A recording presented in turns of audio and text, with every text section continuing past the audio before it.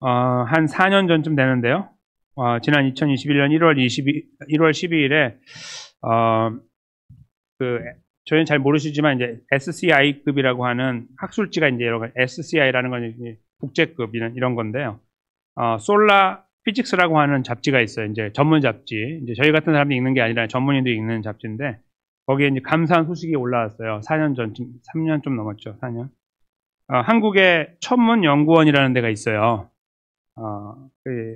그리고 이제 미국은 나사가 있고, 이제 비교할 수 없죠, 나사하고는. 그렇지만 한국 천문연구원에서, 이런 조그만 장치인데 하나를 이제 개발을 했는데, 그게 뭐냐면, 태양을 이렇게 관측할 수 있는데, 이렇게 열이 올라오는 거하고 시간하고를 함께 잴 수 있는 어떤 그런 장치예요. 아무것도 아닌 것처럼 보이지만, 지금까지 세상에서 이거 한 나라가 없어요. 미국도 못했고. 근데 그거를 이제 미국과 한국이 조인해가지고, 팀이 돼가지고, 한국에서 만든 것을 이제, 2018년이니까 7년 전쯤에 테스트를 했어요, 먼저. 기구에 매달아가지고, 저 위에 올려가지고 테스트를 했는데 잘 찍혀요, 이렇게. 그래갖고 이제 그 전문적으로 찍기 시작했어요. 찍는 과정을 통해서 이제 데이터를 찾은 거예요. 이 코로나라는 거 있잖아요. 코로나 질병 말고. 코로나가 뭐냐면 이렇게 왕관이라는 뜻인데요. 태양이, 사진에 보시면 태양이 이렇게 나오고, 태양이 이렇게 막 이렇게 올라오는 거 있어요. 이렇게 동글동글하게 올라오는. 그걸 코로나라고 불러요. 저 왼쪽 위에 있는 거죠. 이렇게 올라오는 거 있죠. 반지처럼. 그거를 코로나라고 부르는데, 그거를 찍었고, 관측을 성공했어요. 대단하죠? 네. 한국.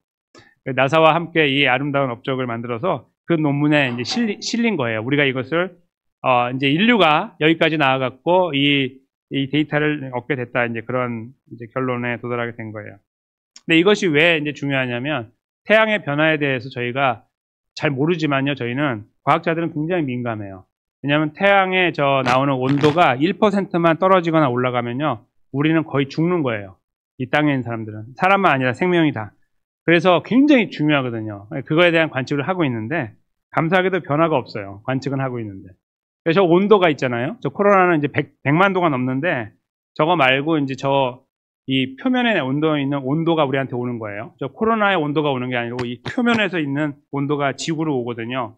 이제 잘 안 보이시겠지만, 수, 금, 지, 화, 목토, 천해명 이렇게 되잖아요. 그래서 수, 금, 지 세 번째예요. 지구가. 그러니까 되게 가까이 있어요. 태양하고. 그러니까 지금 저 온도가 얼마쯤 되냐면 5,776도예요. 섭씨로. 저 온도가. 5,776도. 네, 저것도 측정을 하게 됐죠. 근데 저 온도가 만약에 1도라도 올라가면 큰일 나는 거예요. 떨어져도 안 돼요. 기가 막히지 않으세요? 생각을 한번 해보세요, 이게. 아니, 이거 충분히 바뀔 수 있을 것 같은데, 뭐 1, 2도 왔다 갔다 할 수 있잖아요? 근데 안 해. 항상 5,776도예요. 옛날에는 6,000도라고 그랬어요. 근데 지금은 정확하게 측정을 한 거예요. 5,776도. 계속 그 같은 온도로 나오는 거예요. 왜 저렇게 될까? 그렇죠? 참 놀랍죠? 근데 이제 그 온도를 측정하면서 과학자들이 생각한 게 있어요. 그러면 저 속에, 태양 안쪽에 있는 온도는 얼마나 될까? 1,500만 도예요. 1,500만 도. 근데 그것이 이제 저 핵에서 시작해가지고 올라오거든요, 온도가. 근데 이 올라와서 표면에 도달하면은 5,776으로 바뀐다는 거예요. 여기서 아무리 뜨거워도 올라와서 딱 도달하면 무조건 5,776도라는 거예요. 놀랍지 않으신가요? 이게 어떻게 가능해요? 가만히 있는데. 그래서 그렇게 올라오게 되는데요. 여기 핵부터 여기 위까지 올라오는데 2초밖에 안 걸린대요. 빛이기 때문에 빛으로 올라오면은 2초면 올라오는데, 이게 그 안에서 밀도가 있어가지고 올라오는데 막 부딪히는 거예요. 서로 부딪히는데 얼마나 걸리는 줄 아세요? 원래 2초면 올라오는데 10만 년. 이제 과학적인 데이터예요. 이제 10만 년이라는 걸 믿는 분도 있고 안 믿는 분도 있으니까 이제 그거는 저희가 차치하고, 일단 과학적인 데이터로는 10만 년 걸린대요. 2초 올라올 거. 그래서 온도가 떨어진다는 거예요. 1,500만 도가 7,000도, 5,000도밖에 안 되는 이유는 부딪히는 시간들이 지나오는 거예요. 근데 저희는 아무것도 모르죠. 그거 누가 알아요? 아무도 모르고, 거의 모르죠. 대부분 인류는 몰라요. 그거 뭔지도 모르고 그냥 태양 보고 태양은 항상 떠오르네. 내일은 해가 뜬다. 노래도 부르고. 그러니까 해가 뜨는 거예요. 늘 똑같은 것처럼 반복되는데 그 안에는 저런 변화가 있는 거예요. 계속해서 끊이지 않고 10만 년 전에 출발했던 빛이 지금 도착한 거고, 10만 년 바로 아래 것이 지금 도착한 거고 계속 그 빛이 오고 있는 거예요. 그래서 거기에서 5776도를 계속 유지한다는 거예요. 그 복잡한 과정을 우리는 몰라요. 그냥 거기서 나오는 햇볕이 따뜻할 뿐이고 저 빛이 좋은 것 뿐입니다. 근데 세상의 만물이 이런 것들로 가득 차 있어요. 태양만 이런 것이 아니라 지구 안에도 이런 것들이 많이 있고 이 자연을 바라볼 때도 그 안에 움직여 나가는 걸 바라볼 때 자세히 관찰할 때 신기한 것들이 너무나 많죠. 어떤 분들은 꽃을 바라보면서 자연을 바라보면서 하나님을 찬양하게 되는 거예요. 이런 것들을 바라보면서 우리 인간의 머리로는 이게 왜 이렇게 되는지 알 수가 없는 거예요. 그래서 자연이란 말이 그거잖아요. 스스로 되는 거예요. 그냥 설명이 안 되는 거죠. 자연 알아서 그냥 자기가 되는 거야. 이 말이 그냥 최대한 인간의 표현이에요. 이걸 어떻게 설명이 안 되는 거예요. 과학적으로. 그런데 하나님께서 이 세상을 저렇게 만드셔가지고 저 태양을 저렇게 지탱하고 계시는데요. 이 만들어 놓으신 만물에만 그런 것이 아니고 하나님 당신께서 갖고 계시는 구원의 이야기 속에도 이런 복잡한 게 있어요. 저희는 이렇게 보면은 그런가 보다 이렇게 하는 것들인데 그 안에 이렇게 파고 들어가서 보면은 우리 머리를 담아내지 못할 만큼 풍성한 이야기예요. 저 태양 저거 머릿속으로 이해가 되세요? 저는 이해가 안 돼요. 이게 무슨 말인지 알아듣죠. 근데 저게 납득이 안 되는 거예요. 어떻게 그렇게 될까? 이해가 안 되는 거예요. 왜 2초밖에 안 걸리는 게 10만 년 걸려갖고 나오면서 그래서 온도가 떨어지냐. 그것도 왜 5776도를 유지하느냐 계속 변함없이. 그 학자들은 그래요. 10만 년 동안 태양은 똑같았다고. 그 처음 시작 그때부터 지금까지. 그리고 계속 그렇다는 거예요. 앞으로도. 왜요? 모르죠. 본인들 어떻게 알아요? 모르지. 근데 하나님께서 세상을 만드셨다는 믿음을 갖고 있는 우리들에게는 이것이 하나님의 작품이라는 걸 알 때 납득이 돼요. 한편으로. 그리고 너무 신비한 거예요. 어떻게 저렇게 유지할 수 있을까? 우리가 저 온도가 바뀌면 우리가 빨리 죽거나 이렇게 될 텐데 하나님 그거 안 하려고 계속 홀드하고 계시는 거예요. 그거를. 잡고 계시는 거죠. 변화 안 하게. 계속 타는 것처럼 보이는데 하나님이 컨트롤 아래에 있는 거예요. 이 놀라운 것들을 저희가 잠깐 생각해 본 거예요. 왜냐하면 오늘 이야기가 그거보다 더 놀라운 이야기를 담고 있기 때문입니다. 어떤 의미에서 그럴까요? 오늘 이야기가 과학 이야기도 아닌데 왜 그럴까요? 잠깐 들여다볼게요. 이것은 하나님의 구원 이야기인데 너무나 신비하기 때문에 그래요. 잠깐 들여다봅시다. 이렇게 시작하죠. 내가 그들의 반역을 고치겠다. 이렇게 첫 절이 시작해요. 호세아가 이제 맞춰가요. 저희가 오늘 하고 다음에 한 번 더 하면 마치는데요. 다음에 있는 절은 한 절밖에 안 돼요. 9절. 호세아 14장 9절 한 절 가지고 저희가 말씀을 나눌 거예요. 오늘은 5절이죠. 거의 끝나가는 이때에 하나님께서 기가 막힌 표현을 쓰시는데요. 호세아 여기밖에 안 나와요. 다른 성경에도 이렇게 나오는 건 없는 것 같아요. 제가 기억하기에는. 왜냐하면 내가라고 쓰고 있잖아요. 내가. 저 내가가 계속 나와요. 하나님께서 이 호세아 이 오늘 본문에서 내가 한다고 귀가 따갑게 말씀하세요. 한 번만 한 두세 번만 하면 되는데 계속 내가 저것도 내가 이것도 내가 계속 내가 하고 있어요. 여기에서 저희가 이제 하나님께서 왜 이렇게 내가를 강조하시는지 생각을 이제 해보게 되는데 먼저 이제 내가를 시작하는 부분을 보는 거예요. 호세아서를 생각해 보시면 호세아에 있는 사람들을 이스라엘 백성들은 별 볼일 없는 인간들이에요. 그리고 그냥 죽어도 싸요. 죄송하지만 얼마 안 되는 역사 속에서 하나님과의 관계를 한 번도 제대로 세워본 적이 없는 인간들이에요. 왕부터 저 밑에 바닥까지.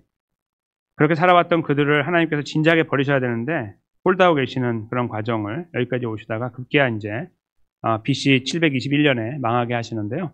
그리로 치닫고 있는 과정 속에서 저희가 읽었던 내용들 한번 떠올려 보세요. 선한 이야기가 있었습니까? 착한 이야기, 괜찮은 이야기, 가능성 이런 것들 보신 적 있으세요?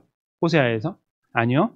좀 있어 보였는데 나중에 알고 봤더니 하나님을 기만하는 거였어요. 그렇죠? 뭐 하나님께 돌아오면 하나님 낫게 하실 것이다. 뭐 이런 말 있잖아요. 그거 제가 지난 시간에도 말씀드린 것처럼 이게 참 좋은 말인 줄 알았더니 나중에 알고 봤더니 하나님을 기만하는 말이었어요.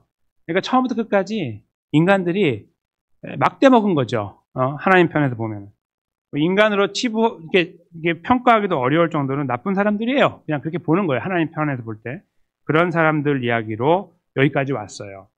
그래서 이 앞에 부분에서 하나님께서 그들에게 그래도 그들의 마음을 돌이킬 수 있는, 그들이 이렇게 했으면 좋겠다라고 이제 표현하신 장면들이 나오잖아요. 좀 돌이키고 뭔가 마음을 부여잡고 이렇게 다잡고 새롭게 돌아오면 좋겠다는 내용들이 있었는데, 사실 그것은 이스라엘 백성들에게 하나님께서 뭔가를 구하고 비는 것처럼 좀 나한테 좀 그렇게 해줘 뭐 이런 것들이 아니라 최후 통첩 같은 거였어요. 최후 통첩. 내가 정말 너무 지쳤다 이제 뭐 이런 것들이죠. 그렇게 말씀하신 다음에 이제 오늘 이 본문이 시작되는 거예요. 이제 그렇게 말씀하신 다음에 하나님께서 우리들의 인간의 판단으로 이렇게 말하는 게 맞죠. 그래서 여기까지다, 여기까지야 이렇게 말씀하시는 걸로 호세아가 끝나면 되는 거예요. 그냥 미련이 없어요. 남길 필요도 없는 거예요. 그 안에 이루어진 일들이 다 그러니까. 그거 뭐 가치를 둘 필요도 없는 거예요. 이렇게 되면 망하는구나. 이 이야기로 끝나면 되는데 하나님께서 갑자기 톤을 바꾸는 거예요. 내가 이렇게 내가. 그러면서 쓰는 이야기를 보십시오. 이 첫 번째가 가장 중요한데요. 내가 그들의 반역을 고치겠다. 고친다는 말은 치료하겠다는 뜻이에요. 영어로 힐링, cure. 바꾸겠다, 치료하겠다는 거예요. 그들의 반역은 지금까지 그들이 하나님의 편에 서지 않고 등을 돌리고 걸어왔던 모든 역사를 말하는 거예요. 이스라엘 역사 전체를 말하는 거예요. 그 모든 것을 한 단어로 표현한 거예요. 그리고 그거를 위한 하나님의 반응도 한 단어로 표현한 거예요. 뭐죠? 고치겠다, 치료하겠다. 그들의 반역을 여기까지 열거된 13장까지 열거된 그들의 잘못된 일들을 내가 스스로 치료하겠다. 이렇게 14장 4절이 시작하고 있는 거죠. 말이 안 되죠? 하나님께서 일단 이렇게 강한 선포를 나타내세요. 그들을 내가, 다른 말로 바꾸면 회복하겠다는 뜻이겠죠? 내가 하겠다. 나다, 나. 이렇게 말씀하시고, 저기 이제 한국말 성경에는 안 나와 있지만 그 다음에도 계속 나예요. 내가가 이어지는 거예요. 내가 그 기쁘게, 그러니까 14절이에요. 지금 4절인데 그들을 사랑하겠다. 이렇게 거기 내가가 또 붙어 있어요. 일단 그들을 치료를 한 다음에, 죽어가니까 치료를 해야 되잖아요. 치료를 해. 살려놓는 거예요. 그런 다음에 이제 회복하는 거예요. 내가 사랑해 주겠다. 이런 말이죠. 근데 여기 표현에서요, 기쁘게라는 말은 이제 정확하게 말하면 어떤 거냐면, 어떠한 조건에서도. 이런 말이에요. 어떠한 조건에서도. 다른 말로 하면은 내 마음대로. 만약에 거기에 무슨 조건이 들어가면요, 다시 틀어지죠, 이야기는. 왜냐면 그들은 못할 거니까. 이스라엘 백성들은 처음에는 안 했거든요. 하라고 해도. 나중에 못했어요. 돌아갈 수가 없어. 너무 멀리 와가지고. 안 돼, 이게. 안 되는 거예요, 이게. 수백 년 오니까. 그렇게 바뀌었거든요. 하나님 그거 다 아시고 계셨어요? 마음은 원하세요. 야, 그렇게 하지 마. 나를 예배하고 내 편에 있어야지. 내가 너를 사랑하는데. 말씀해 오셨거든요. 근데 안 돼. 절대로 돌아오지 않았어요. 안 되니까. 처음에 안 했는데 나중에 못하니까. 하나님께서 말씀하시는 거예요. 컨디션을 달기를 조건이 있는데, 뭐냐면 한국말이가 기쁘게라는 거는 조금 너무 가벼운 말이고요. 원래 말은 네가 어떻게 되던 관계없이, 이런 말이에요. 그들을 사랑하겠다. 이렇게 하나님께서 말씀하셨어요. 그러면서 이제 이유를 다는 것이 내 진노가 다 끝났기 때문이다. 내 진노가 다 끝났기 때문이다. 이스라엘이 조건적으로 잘했기 때문이 아니라 그들은 다 저기 죽어 있는데 내가 스스로 그들을 고치기를 결정했고 고쳤기 때문에 이제 그들을 사랑하고 어떤 상황에서도 내가 그에게 할 건데, 왜냐하면 내 진노가 끝났기 때문이다. 이렇게 말씀하고 계시는 거예요. 5절에 보면 내가 이스라엘에게 이슬과 같으리니 이렇게 말씀하잖아요. 그 이스라엘 땅은 이제 저희하고 달라요. 기후가. 그래서 우기, 건기가 나눠져 있는데 건기에는 물방울 하나 없는 거예요. 그들에게서 농사를 가능하게 하는 것은 이슬이라고 그래요. 그러니까 여기에서 이슬은 이렇게 조금 젖는 걸로 끝나잖아요. 지나가다 옷 닿으면 좀 옷 젖고 이런 걸로 끝났는데 그쪽 이슬은 다르대요. 그래서 이렇게 적은 이슬도 있지만 많은 이슬은 물처럼, 그러니까 거의 비처럼 주어지는 거예요, 새벽에. 그래서 식물이 버틴다는 거죠. 안 그러면 다 죽어야 되는데. 그래서 여기서 말하고 있는 저 이슬은 어떤 의미냐면요, 생명의 근원이라는 뜻이에요. 생명의 근원. 그러니까 여호와 하나님께서 이스라엘에게 생명의 근원이 되겠다. 그럼 그들을 치료해가지고 살린 다음에 사랑하기로 결정하고 그리고 앞으로 그들에게 이슬처럼 생명의 근원의 역할을 담당하시겠다고 말씀하고 있는 거예요. 여기도 내가라는 말이 있죠. 내가. 그렇죠? 벌써 3번 내가 나와. 내가.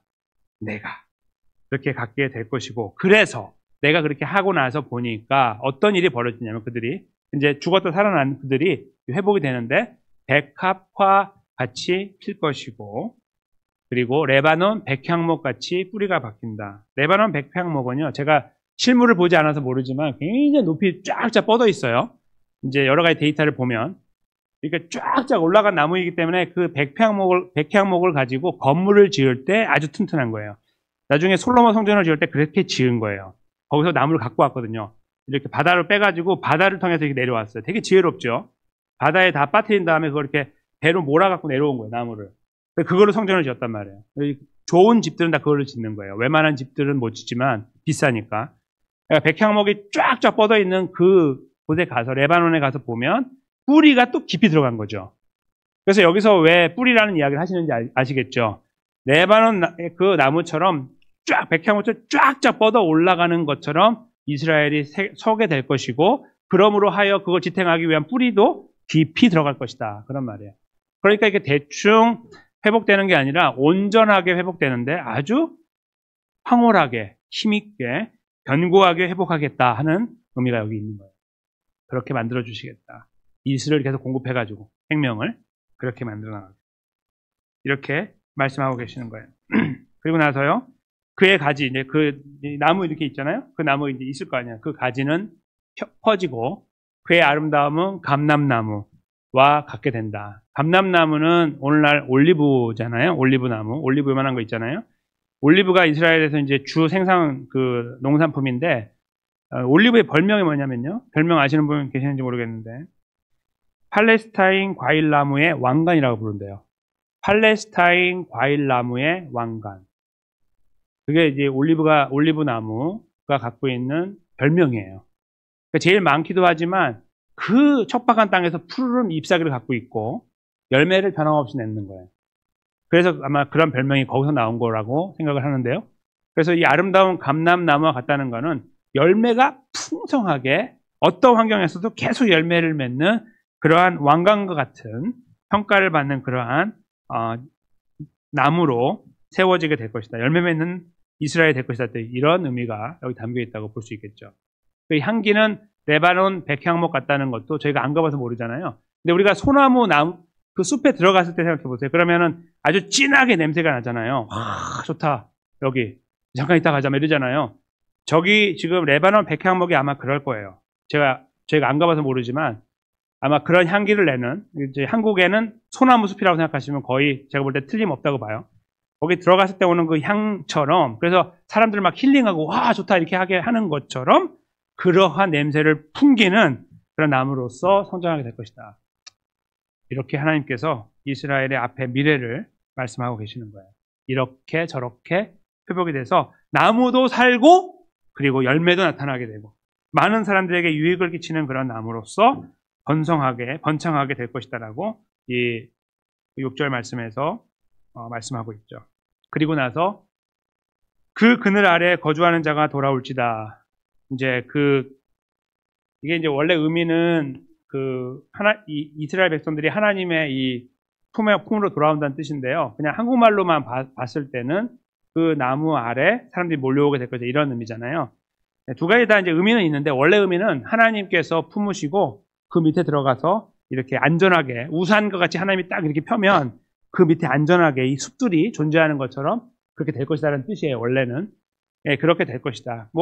그 밑에 누가 들어와도 상관없죠. 들어오게 되는 그러한 넉넉한 나무로 자라게 될 것이다. 그들은 곡식같이 풍성할 것이고 포도나무같이 꽃이 필 것이고 향기는 레바논 포도주와 같이 될 것이다. 레바논의 포도주는요, 저는 잘 모르는데 아시는 분은 아시는지 모르겠지만 어떤 의사가 했던 이야기 중에 레바논 포도주, 그러니까 그쪽 포도주가 최고다. 세상에 어떤 포도주보다 이제 그런 말을 했다고 해요. 그런 평가를 했다고 그래요. 근데 이유는 뭐냐면 향이 좋고 맛이 좋고 그 다음에 약효가 있다는 거예요. 포도주를 이렇게 뿌렸을 때 치료하는 효과가 있잖아요.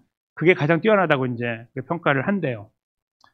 근데 사실인지 모르겠습니다. 그분의 개인적인 이야기인지. 그러나 레바논 포도주가 최고다라고 평가를 받는. 그래서 여기 레바논 포도주라는 말을 쓴 것은 물론 당시 이야기지만 3,000년 전의 이야기지만 그럼에도 불구하고 그런 가치를 지니고 있는 최상급 포도주로서 이렇게 역할을 하는 것처럼 그런 향기를 바라는 나라가 될 것이라는 의미가 담겨 있는 것이죠. 그러니까 대충 회복되는 게 아니라 최고로 회복되는 거예요. 그들의 머릿속에 있는 최고의 아이템으로 하나님께서 그들을 딱 만들어버리겠다는 의미가 7절까지 내용 속에 담겨 있는 것입니다.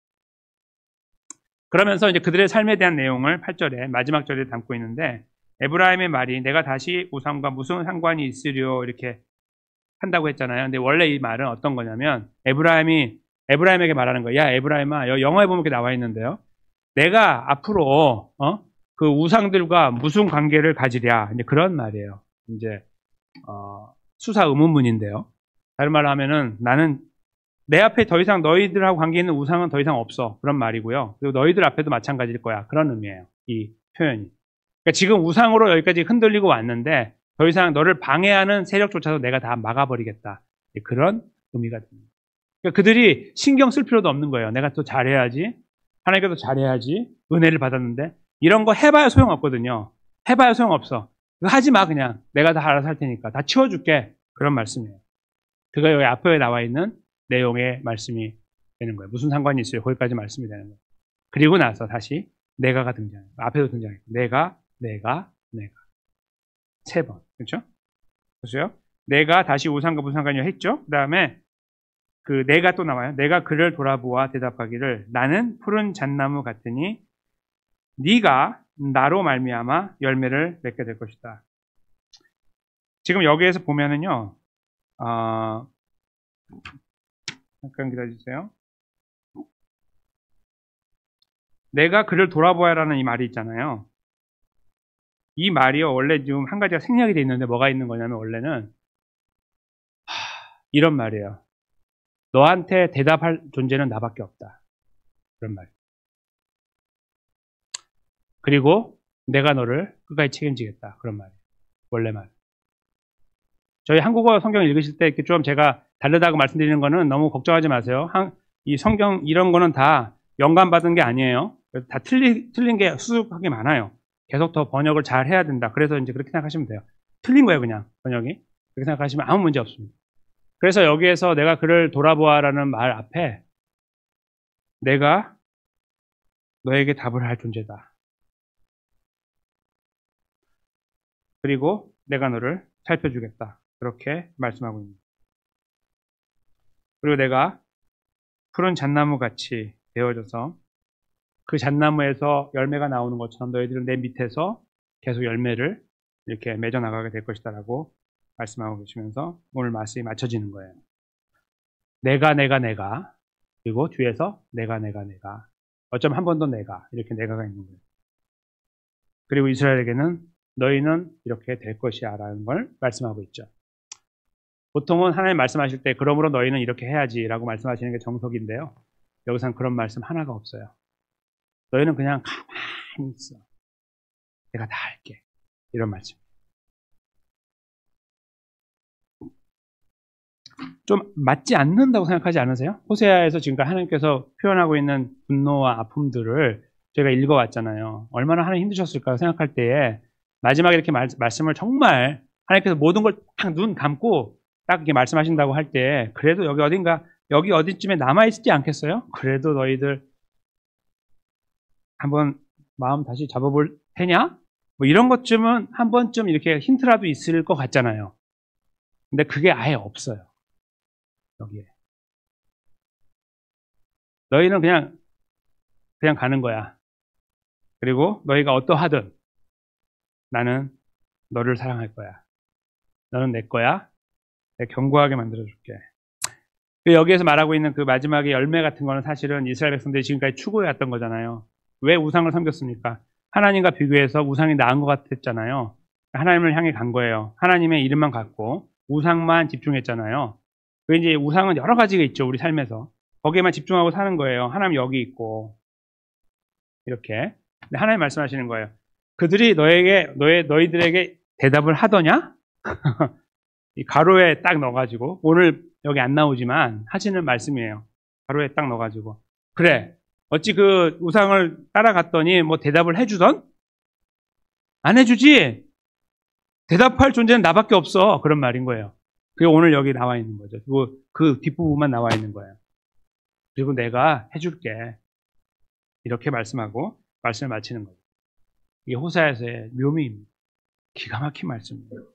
호세아를 제가 말씀을 선포하기 위해서 이제 공부를 집중적으로 많이 했거든요. 이제 깊이 공부를 했죠. 올바르게 말씀을 전해야 되기 때문에.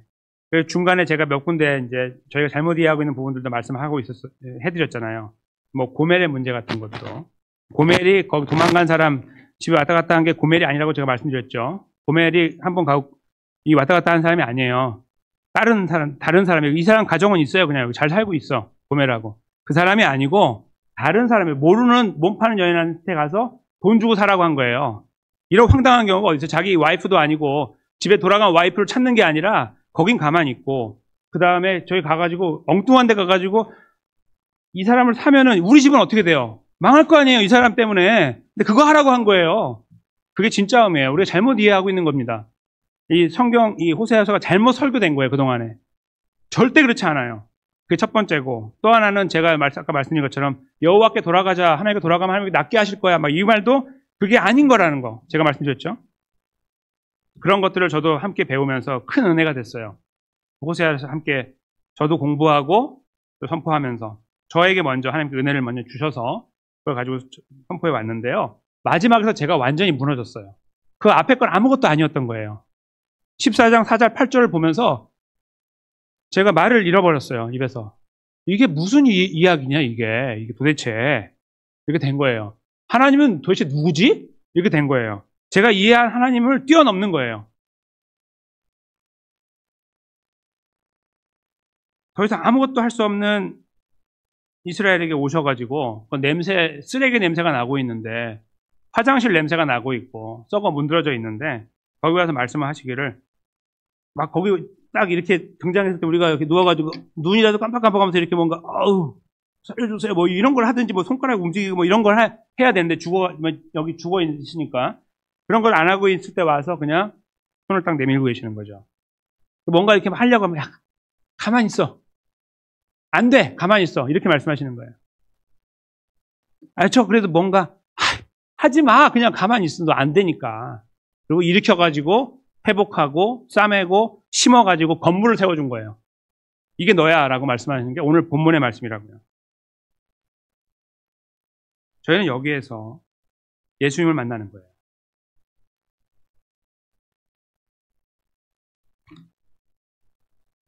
이 놀라운 이야기가 내가 하겠다 했던 이야기가 결국은 이때로부터 한 700년 후에 역사 속에서 예수님 십자가와 부활로 이루어진 거예요. 여러분과 제가 십자가에 대해서 조금이라도 한 터럭이라도 뭐 관여한 거 있으십니까? 저희는 이제 뭐 2000년 뒤에 살았으니까 다 차치하고 저쪽 그 당시 시대로 가가지고 제자들은 어땠죠?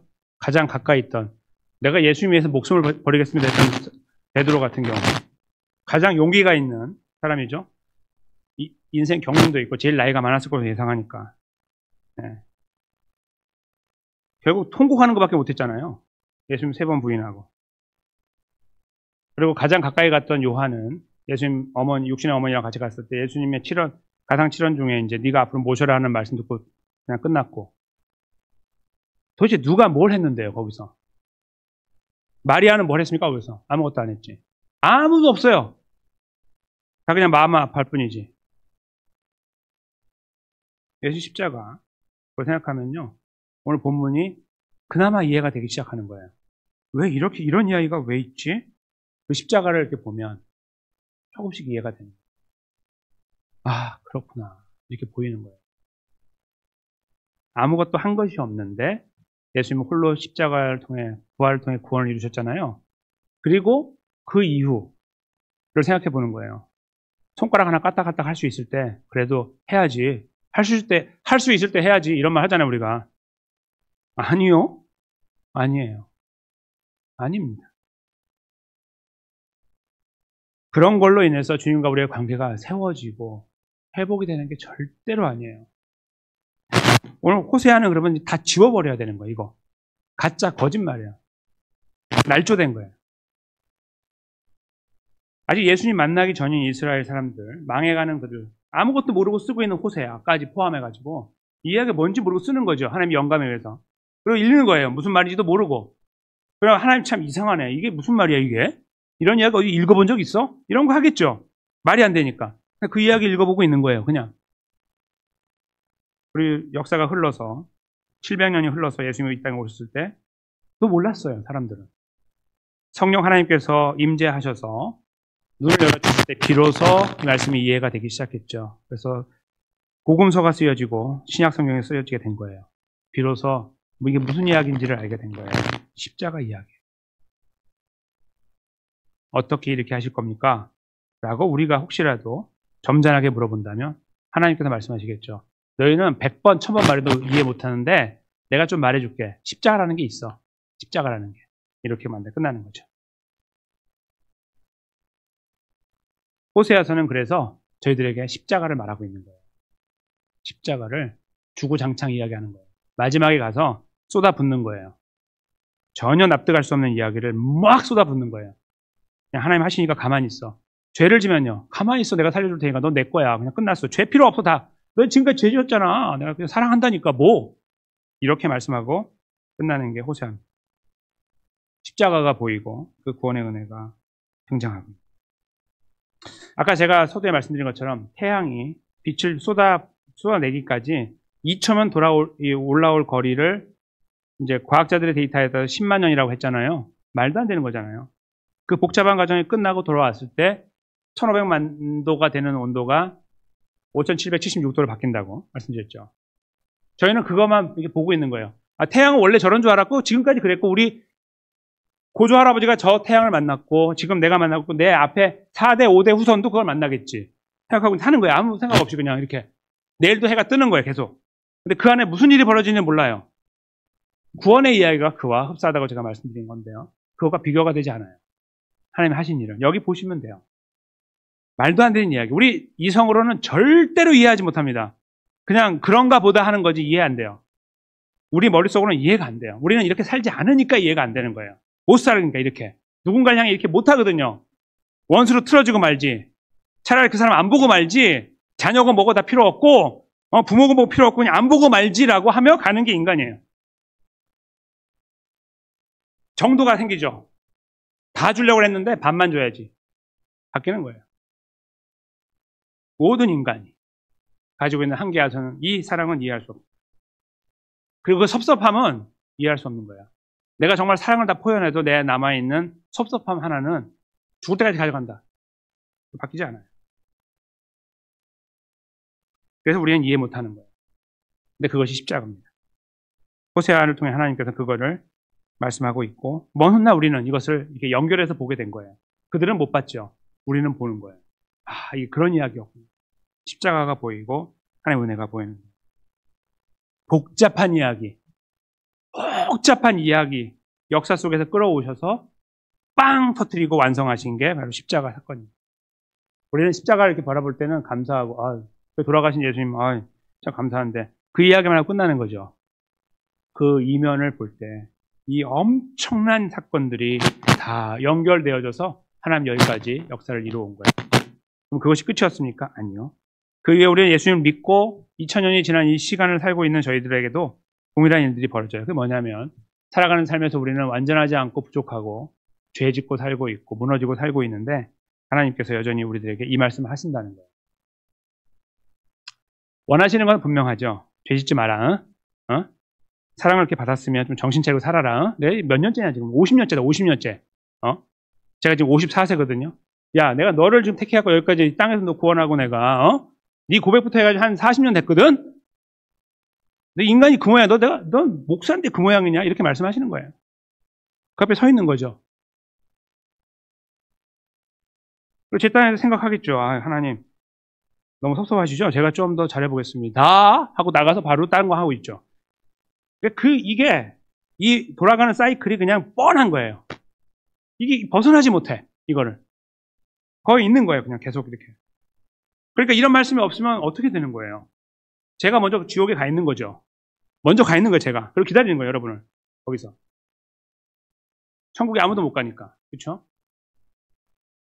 그게 우리인 거예요. 이 말씀이 없으면 아유 하나님 이렇게까지 안 해주셨는데 우리 그래 노력해야 되는 거 아닙니까? 이 말을 여기서 하면 안 되는 거예요. 저희들이. 여기서는 뭘 해야 되냐면 그렇지 이 생각만 하고 있으면 되는 겁니다. 뭘 해보고 이런 게 아니고 안 했잖아요. 지금까지 안 하시고 제대로 못 하셨잖아요. 그걸 생각하라는 거죠 우리가. 아 그래도 한두 번 했는데요. 한두 번 했잖아요. 계속 못 하고 그거예요 그거. 그걸 우리가 바라보고 있으라는 거죠. 우리는 그걸 해야 돼요 여기서. 그렇지. 이거 아니었으면 큰일 났지. 이걸 바라보는 거예요. 예수의 십자가밖에 없고. 그걸 바라볼 수 있을 때 우리 안에 소망이 생깁니다. 삶의 의미가 열려요. 복음이 새롭게 다가오고 능력이라는 걸 알게 돼요. 우리의 납득을 요구하지 않는다는 걸 알고 있는 거예요. 우리가 이해하니까 하나님 감사합니다. 이게 이해한 만큼 하나님께 찬양한다고 할 때 우리가 100 중에 얼마를 이해하겠습니까? 이 복음에서. 1도 이해 못한다고 생각해요 저는. 아니 너무 가깝죠. 1에서 100이면. 한 수천 조에서 내려온다고 생각하는 게 나아요. 수천 조의 1? 그것도 안 될걸요 아마? 그것이 하나님께서 하나님 백성들을 향해 이루신 구원의 역사입니다. 태양이 뽑아내는 저 열보다 훨씬 더 크고 놀라운. 제가 세 가지 말씀을 잠깐 읽어드리고 말씀을 마치겠습니다. 레위기 20장 26절인데요. 이제 하나님께서 이 시나리오를 써내려온 과정을 제가 요약을 한 거예요. 이렇게 세 가지로. 딱딱딱.